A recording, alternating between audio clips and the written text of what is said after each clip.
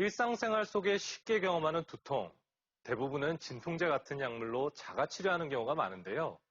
증상이 지속되는 만성 두통에는 최근에 나온 주사 치료가 효과적이라고 합니다. 누구나 살면서 한 번쯤은 머리가 어지럽고 욱신거리는 두통을 경험합니다. 그러나 환자의 대부분은 두통을 가볍게 여기거나 약물에 의존해 증상을 키우는 경우가 많습니다. 라옥주 씨도 하루 3번 이상 다량의 진통제를 10년간 복용해 왔는데요.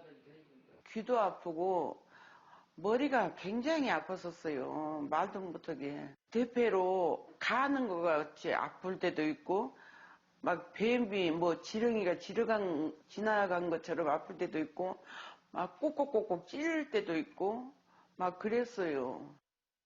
두통은 크게 특별한 원인이 없는 1차성 두통과 특정 원인 질환이 있는 2차성 두통으로 나뉘는데요. 2차성 두통의 원인으로는 대개 뇌종양, 뇌출혈과 같은 뇌혈관 질환, 축농증 비염과 같은 이비인후과적 질환이 있습니다. 그런데 환자 10명 중 9명은 1차성 두통에 속합니다. 1차성 두통은 과도한 스트레스나 수면 부족, 또 피로로 인해 생기는 경우가 많은데요.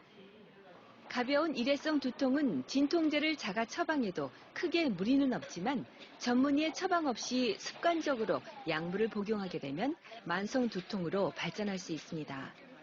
습관적으로 진통제를 먹게 되면 통증에 대한 역치가 낮아지거나 아니면 약물 의존성, 약물 남용 두통이라는 가장 치료하기가 힘든 두통이 될 수 있기 때문에 뇌출혈이나 뇌종양이나 이런 엄청난 무서운 질병이 두통의 원인이 되는 경우가 있기 때문에 통증이 있다고 무조건 진통제 먼저 찾는 그런 습관은 좀 버려야 할 것 같습니다. 두통의 치료는 통증의 양상에 따라 개별적 맞춤형, 약물 치료가 중요하지만 만성 두통의 경우에는 보다 근본적인 치료가 필요한데요. 최근에는 통증이 발생되는 신경 주위에 국소 마취제를 놓아 신경의 자극 전달을 차단하는 주사 치료가 도움이 되고 있습니다.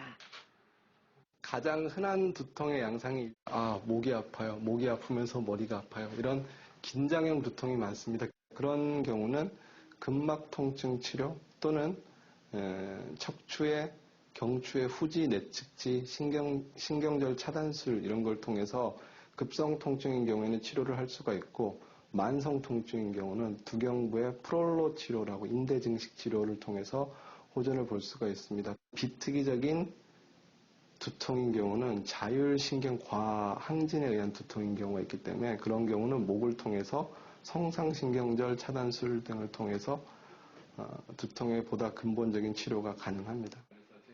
자율신경계 증상을 동반한 3차 신경통으로 고통받던 김복녀 씨. 적국의 차단술로 통증의 상당 부분을 호전시킬 수 있었습니다. 저는 평생 두통을 앓고 살았거든요. 근데 지금은 어쩌다 2개월, 3개월 갔을 때 한 번 이 두통이 오는 건데요. 엄청 좋아진 거죠. 저는 기적 같은 일이 일어났다고 생각을 하거든요. 세상에 이런 것도 있구나. 두통이 심해 약을 매일 복용하거나 정해진 용량 이상의 많은 양을 복용한다면 전문의와의 상담은 필수인데요.